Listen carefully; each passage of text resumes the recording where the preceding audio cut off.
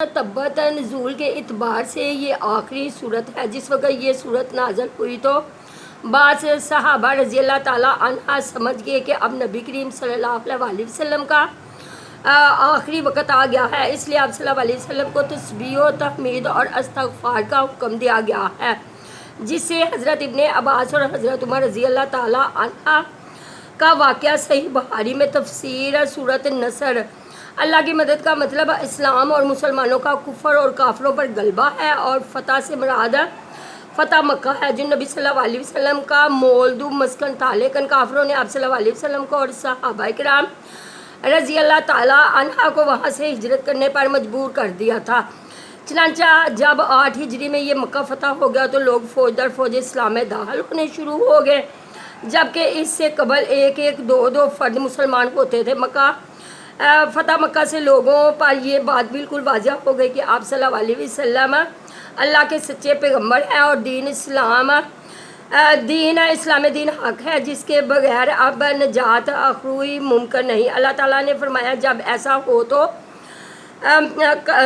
हो तो यानी ये समझ ले कि तबलीग रसालत और अहकाक हक का फ़र्ज जो तेरे ज़िम्मे था पूरा हो गया, और अब तेरा दुनिया से कूच करने का मरहला करीब आ गया है। इसलिए हम दो तस्बीह इलाही और इस्तग़फ़ार का खूब एहतमाम कर। इससे मालूम हुआ कि ज़िंदगी के आखिरी अय्याम में इन चीज़ों का एहतमाम कसरत से करना चाहिए।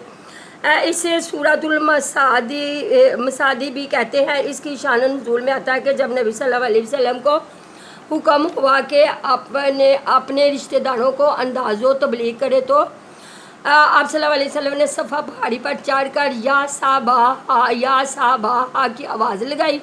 इस तरह की आवाज़ ख़तरे की अलामत समझी जाती थी। चनांचा इस आवाज़ पर लोग इकट्ठे हो गए। आप सल्लल्लाहु अलैहि वसल्लम ने फरमाया ज़रा बतलाओ, अगर मैं तुम्हें ख़बर दूं कि इस पहाड़ की पश्त पर एक गाढ़ सवार लश्कर है जो तुम पर हमलावर होना चाहता है, तो तुम मेरी तस्दीक करोगे?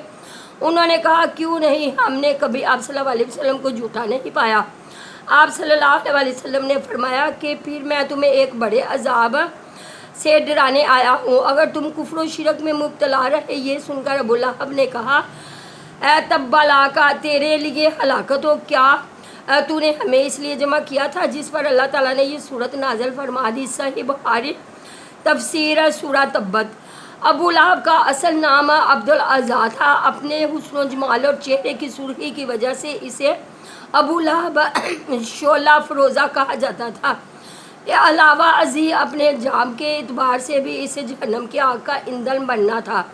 ये नबी करीम सल्लल्लाहु अलैहि वसल्लम का हकीकी चचा था, लेकिन आप सल्लल्लाहु अलैहि वसल्लम का शदीद दुश्मन भी था, और इसकी बीवी उम्मे जमील बिन्त हरब भी दुश्मनी में अपने खावंद से कम ना थी। यादुन हाथ का तस्निया है, मुराद इससे इसका नफस है जो इस बोल कर कल मुराद लिया गया है, यानी हलाको बर्बाद हो जाए। ये बददुआइन अल्फाज के जवाब में है जो इसने नबी करीम सल्लल्लाहु अलैहि वसल्लम के मुतल्लिक़ गुस्से और अदावत में बोले थे। वह तब्बन और हलाक हो गया। ये खबर है, यानी बददुआ के साथ ही अल्लाह ने इसकी हलाकत और बर्बादी की खबर भी दे दी। चनांचे जंगे बदर चंद रोज़ बाद ये अदसिया बीमारी में मुब्तला हुआ, जिसमें ताउन की तरह गिल्टी सी निकलती है। इसी में इसकी मौत वाक़या हो गई। 3 दिन तक इसकी लाश यूं ही पड़ी रही, हत्ता के साथ बदबूदार हो गई। बिलाहर इसके लड़कों ने बीमारी के फैलने और आर के खौफ से इसके जिस्म पर दूर से ही पत्थर और मट्टी डालकर इसे दफना दिया। कमाई में इसकी रियासाना हैसियत और जाओ मनसब और इसकी औलाद भी शामिल है, यानी जब अल्लाह की गिरफ्त आई तो कोई चीज़ इसके काम ना आई। यानी जहन्नम में ये अपने खामद की आग पर लकड़ियाँ ला ला कर डालेगी ताकि आग मज़ीद बढ़ के ये अल्लाह की तरफ से होगा। यानी जिस तरह ये दुनिया में अपने खामद की इसके कुफ्र व अनाद में मददगार थी, आखिरत में भी अजाब में इसकी मददगार होगी। इब्ने कसीर बाज़ कहते हैं कि वो कांटेदार झाड़ियाँ ढूंढ कर लाती और नबी सल्लल्लाहु अलैहि वसल्लम के रास्ते में लाकर बिछा देती थी, और बाज़ कहते हैं कि ये इसकी चुगलखोरी की आदत की तरफ इशारा है।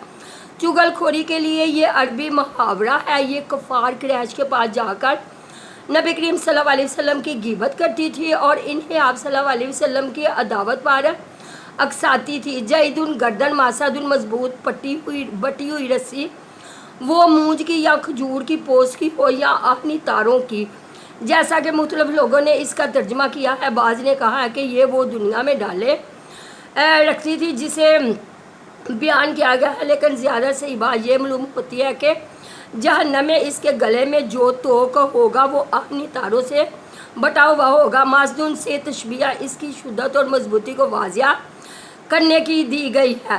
یہ مختصر سی صورت